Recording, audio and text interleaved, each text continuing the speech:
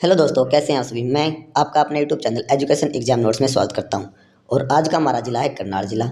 इससे पहले हम 5 ज़िले कंप्लीट कर चुके हैं, जिसमें पूरा हिसार मंडल और कैथल ज़िला कर चुके हैं। ये हमारा करनाल ज़िला है और इस वीडियो में हम करनाल ज़िले से रिलेटेड सभी क्वेश्चन कर लेंगे, चाहे वह भौगोलिक हों, राजनीतिक हों या सामाजिक हों। और यदि अभी तक आपने पहले वीडियो नहीं देखी है ना, ये देख लेना।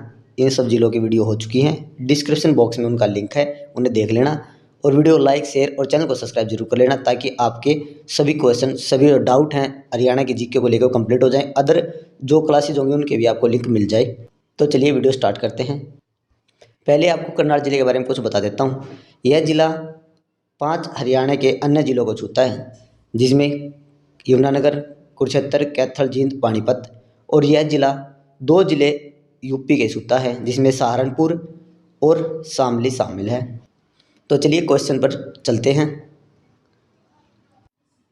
हमारा पहला क्वेश्चन है करनाल जिले की स्थापना 1 नवंबर 1966 को। अगला क्वेश्चन है क्वेश्चन नंबर 2, करनाल जिले के उपनाम यानी कि किन नामों से जाना जाता है। हरियाणा का पेरिस, सूज सिटी, सूजन जूते, धान का कटोरा, ये चावल की अधिकता के कारण, कर्ण नगरी और एग्रो का हब। ठीक है ना, इन नामों से जाना जाता है। अगला पॉइंट है पॉइंट नंबर 3, नवीनतम पत्ती पर बसाया गया हरियाणा पहला जिला कौन सा है। तो ये करनाल है। अगला पॉइंट है पॉइंट नंबर 4, इस शहर को कर्ण नगरी के नाम से जाना जाता है।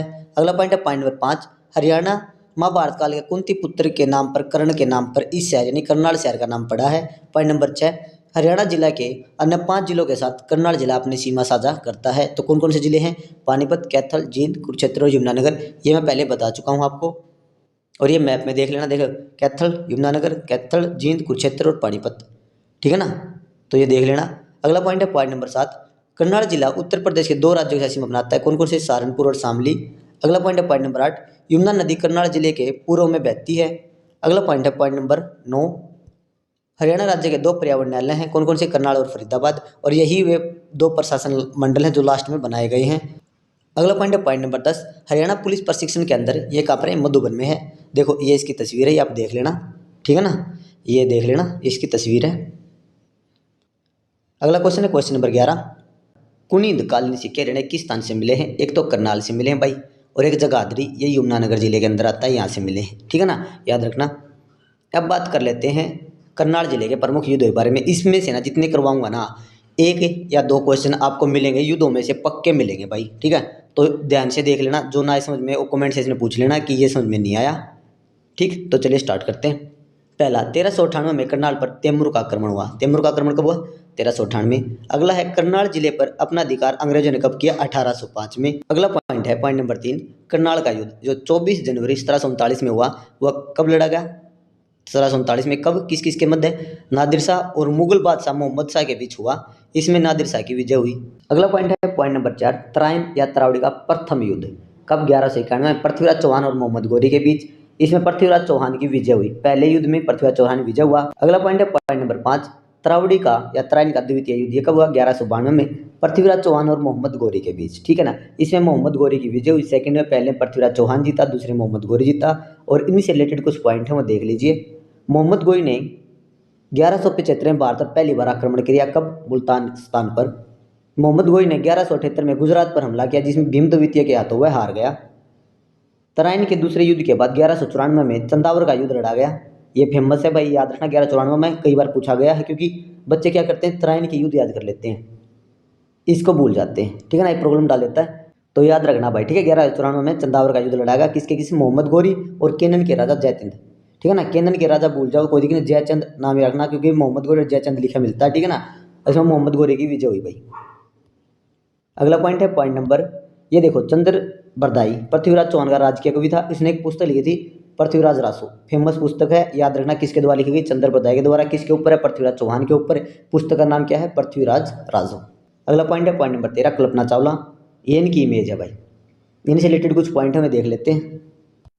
इनका जन्म को हुआ 17 मार्च 1962, स्थान करनाल, मृत्यु 1 फरवरी 2003 को।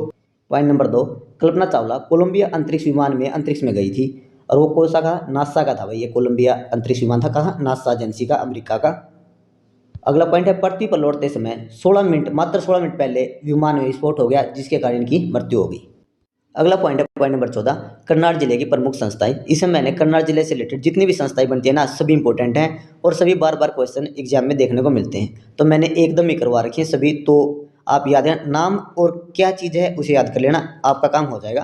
पहला है centre of excellence for vegetable. देखो भाई, एक तो है वेजिटेबल और एक centre of excellence for fruits, ये आप पढ़ चुके हो, ठीक है ना। फ्रूट्स, ये दो संस्थाएं हैं, ये गरोंडा में है वेजिटेबल करनाल में, और वो कहाँ पर है वो मैं करवा चुका हूँ, आपको बताना है किस स्थान पर किस जिले में है, ठीक है।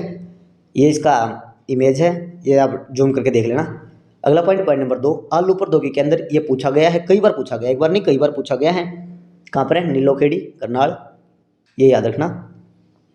अगला पॉइंट है पॉइंट नंबर 3, राष्ट्रीय डेयरी अनुसंधान संस्था, ये कहाँ? करनाल, स्थापना 1955।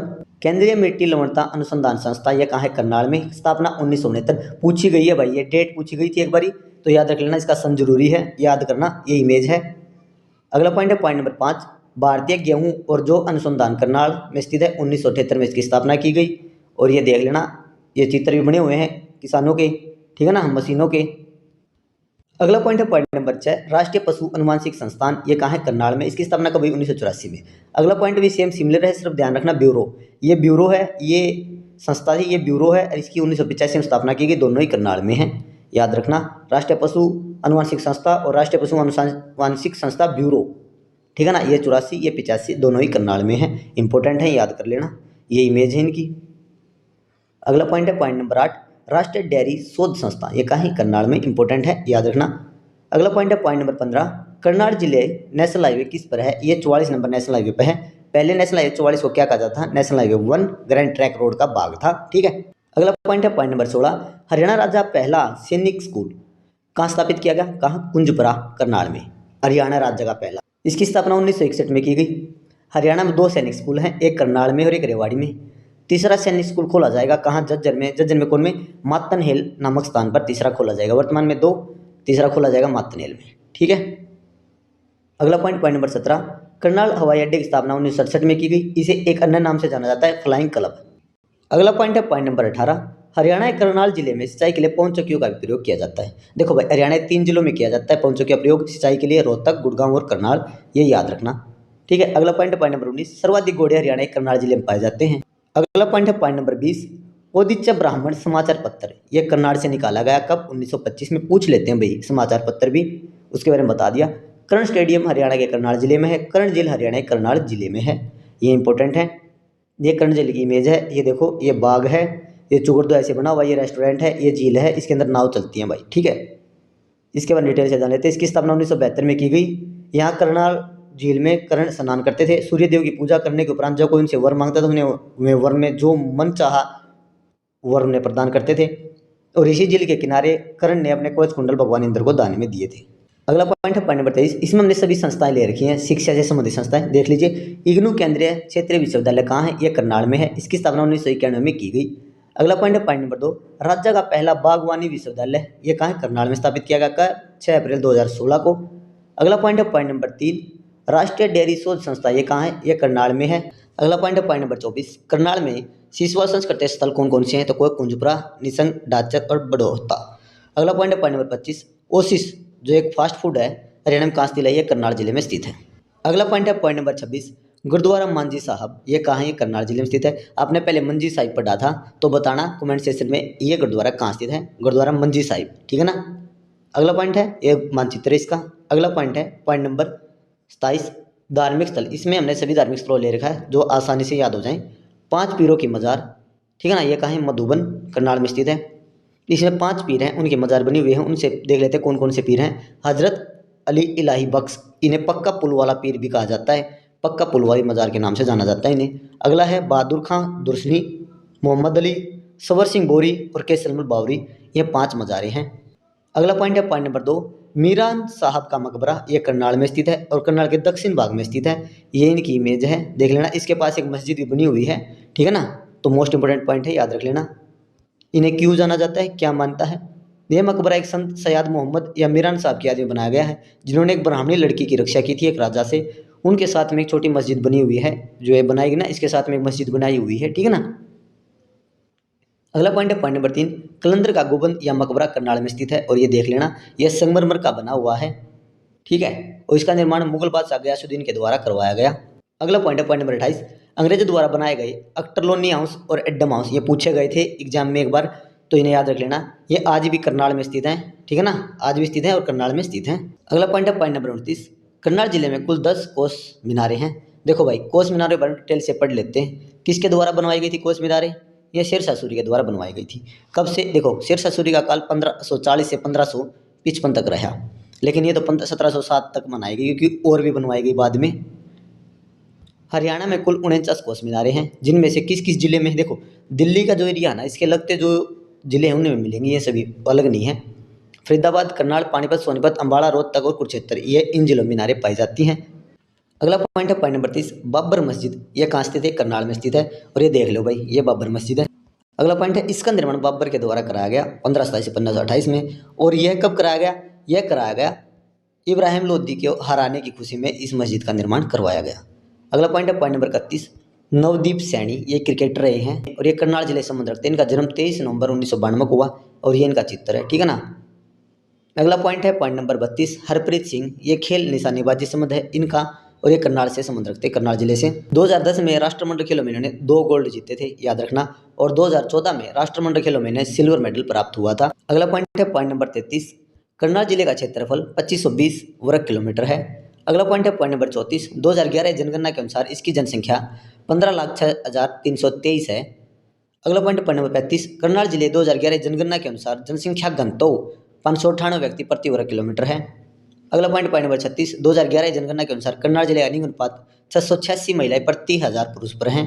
अगला पॉइंट है पॉइंट नंबर 37, 2011 जनगणना के अनुसार करनाल जिले की साक्षरता दर कितनी है? तो 76.4, आप इसे 76% भी लिख सकते हो। इसी के साथ हमारा करनाल जिला कंप्लीट होता है। इसमें कराए गए सभी क्वेश्चन इंपॉर्टेंट हैं, और यदि आपको सभी क्वेश्चन अच्छे लगे तो वीडियो लाइक और शेयर कर लेना, और चैनल यदि अभी तक आपने सब्सक्राइब नहीं किया ना, कर लेना, क्योंकि इसमें कराए गए ना, ये सिर्फ हरियाणा के लिए नहीं, सेंट्रल लेवल के जो क्वेश्चन कराए जाएंगे ना, वो सभी आपके लिए मोस्ट इंपॉर्टेंट होंगे। सभी आपको PDF के साथ मिल जाएंगे। जैसे ये 22 जिले खत्म होंगे, आपको सभी जिलों की PDF मिल जाएगी डिस्क्रिप्शन लिंक में, और अन्य वीडियो देखने के लिए डिस्क्रिप्शन बॉक्स में जाइए और वहाँ से देख लीजिए। तो वीडियो को लाइक कीजिए, चैनल को सब्सक्राइब कीजिए यदि नहीं किया है, और वीडियो को शेयर करना मत भूलिएगा। मिलते हैं एक नई वीडियो के साथ। Thank you.